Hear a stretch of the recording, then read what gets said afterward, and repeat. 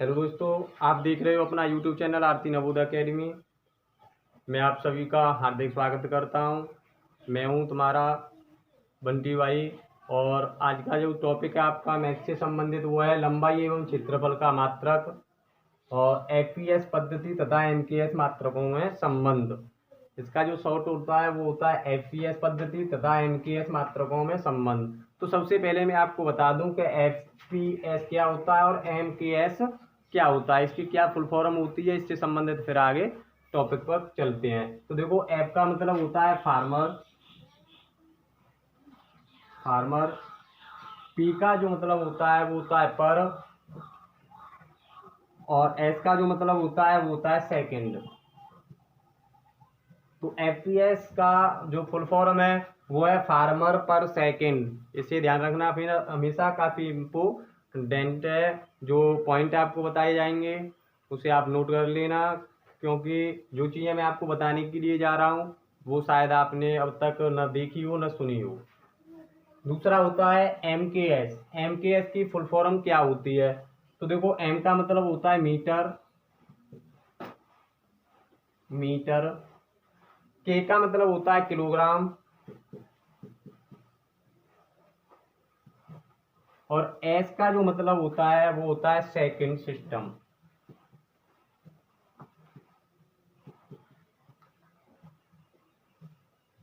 तो एफपीएस का फार्मर पर सेकंड नोट कर लेना। एमकेएस का जो फुल फॉर्म होता है वो मीटर किलोग्राम सेकंड सिस्टम होता है। तो ये आपको परीक्षाओं में भी जीके का भी क्वेश्चन बन जाता है, और इससे मैथ की भी फुल फॉर्म पता चल जाता है। यानी कि लंबाई एवं क्षेत्रफल का मात्रक, एफपीएस पद्धति तथा एमकेएस मात्रकों में संबंध। ये जो संबंध होते हैं इनकी जो फुल फॉर्म है आप नोट कर लेना। तो चलते हैं इसके बाद जो आपके पॉइंट होंगे मोस्ट इम्पोर्टेंट आज के, उनकी ओर। जो पहला आपका पॉइंट है वो है एक लग्गी। आप सोच रहे होंगे ये क्या है नई चीज, लेकिन जो खेतों को नापते हैं, मैदानों को नापते हैं, उन्हें मापने की ये इकाइयां हैं, क्योंकि ये काफ़ी महत्वपूर्ण होती हैं जब आप किसी लेखपाल या किसी हाई लेवल का एग्जाम देते हो, जैसे आईएएस है, पीसीएस है, उसके लिए भी ये क्वेश्चन पुटअप हो सकते हैं। तो वन लग्गी इक्वल टू होता है आपका 8.25 फीट। एक लग्गी में 8.25 फुट होता है। ये हमेशा ध्यान रखें, काफ़ी इम्पोर्टेंट पॉइंट्स हैं जो शायद आपने नहीं न किए हों और नहीं देखे हों। तो नेक्स्ट चलते हैं, एक वर्ग लग्गी क्या होता है? एक वर्ग लग्गी में क्या होता है? तो इसके लिए आप कर सकते हो वन लग्गी मल्टीप्लाई वन लग्गी बराबर होता है एक दूर। ये ध्यान रखना। उसके बाद आता है आपका एक गट्ठा, जो ग्रामीण भाषा में से गट्ठा बोलते हैं। इसे एक कट्ठा बोलते हैं। एक कट्ठा में आपकी 20 धुर होती हैं। तो यदि वीडियो पसंद आए तो लाइक शेयर सब्सक्राइब जरूर करें मेरे प्यारे भाइयों, और वीडियो के अंत तक जरूर बने रहें, जिससे आपकी समझ में सब पॉइंट अच्छी तरह से समझ में आए। और देखो, एक बीघा बराबर क्या होता है? एक बीघा बराबर जो होता है वो आपका 20 कट्ठा होता है। मैंने आपको अभी बताया था ग्रामीण भाषा में इसे गट्ठा बोलते हैं, लेकिन इसे किताबों की भाषा में कट्ठा बोलते हैं। ये हमेशा ध्यान रखें कि कट्ठा और गट्ठा, जो आपके दादाजी दादी जी हों, जो घर में बुजुर्ग हों, वो इन चीज़ों को बता सकते हैं आपको कि कट्ठा क्या होता है, लग्गी क्या होती है। तो उससे संबंधित मैं आपको सारी चीज़ें आज करा दूंगा कंप्लीट। तो 1 बीघा बराबर होता है 20 कट्ठा। हाँ, इसमें एक और पॉइंट है, बीघा जो 20 कट्ठा होता है वो होते हैं बीघे दो तरह के होते हैं। पहला होता है जो कच्चे बिया बोलते हैं, जो कच्चा बिया होता है उसमें 20 कट्ठा होता है, जो पक्का बिया होता है उसमें 42 कट्ठा होता है लगभग। तो ये हमेशा ध्यान रखें, जो पक्का बिया होता है उसे बोलते हैं हम 3 बीघा, यानी कि कच्चे बिये का 3 गुना उसे बोलते हैं पक्का बिया। तो ये कच्चे बिया में 20 कट्ठा होता है। आगे चलते हैं। 1 एकड़, 1 एकड़ बराबर होता है आपका 1.6 बीघा। 1 एकड़ में आपका 1.6 बीघा होता है, ये ध्यान रखना। इसके बाद होता है 1 एकड़। 1 एकड़, 1 एकड़ में आपका क्या बनता है? 1 एकड़ में आपका 32 कट्ठा होता है, 32 कट्ठा होता है। ये नोट जरूर करते चलें साथ ही साथ, जिससे आप अच्छी तरह से इन्हें याद रख सकें।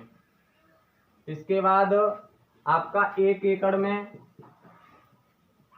1 एकड़ में कितने वर्ग होते हैं? तो 1 एकड़ में जब कोई पूछे आपको या परीक्षा में दिया हो तो 4840 वर्ग गज होते हैं।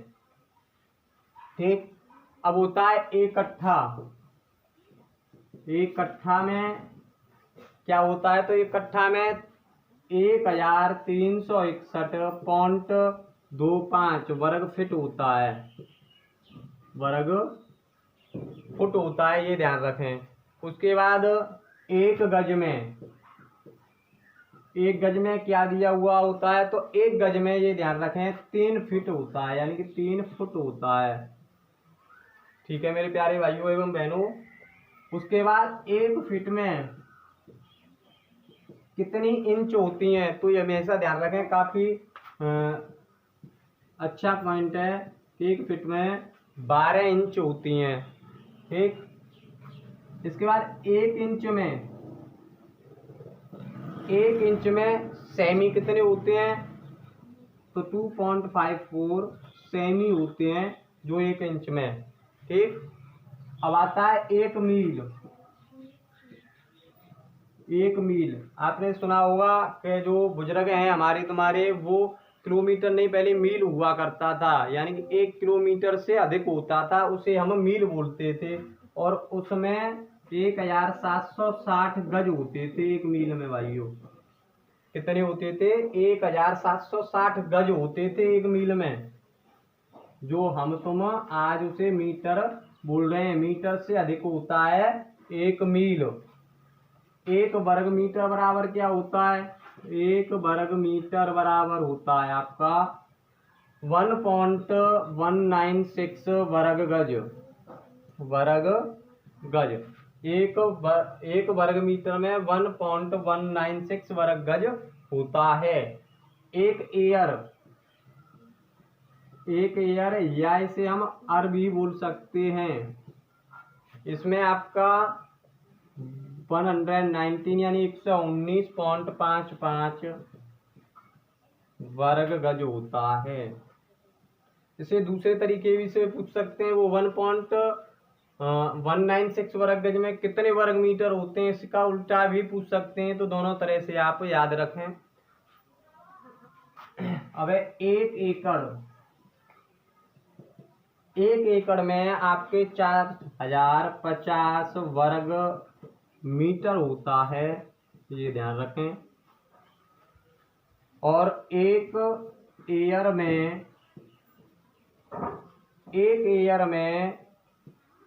0.405 हेक्टेयर होता है, हेक्टेयर होता है। और 1 वर्ग मील में आपके 2.59 वर्ग किमी होते हैं,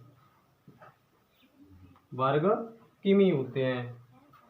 तो जो भी इम्पोर्टेंट पॉइंट से लंबाई एवं क्षेत्रफल का मात्रक में से, यानी कि एफपीएस पद्धति तथा एमकेएस पद्धति मात्रकों में से मैंने आपको पूर्ण करा चुका हूँ, यानी करा दिए हैं। तो दोस्तों यदि वीडियो पसंद आए तो लाइक शेयर सब्सक्राइब जरूर करें, जिससे जो हमारे भाई बहन हैं उन तक जो वीडियो नहीं पहुंची हैं वो आपके द्वारा पहुंच सके। तो आज का जो टॉपिक था वो यही है। नेक्स्ट वीडियो का आप वेट कीजिए, नेक्स्ट वीडियो में कुछ नया लेकर आएंगे। जब तक के लिए आप जुड़े रहें अपने यूट्यूब चैनल आरती नवोदय अकेडमी से।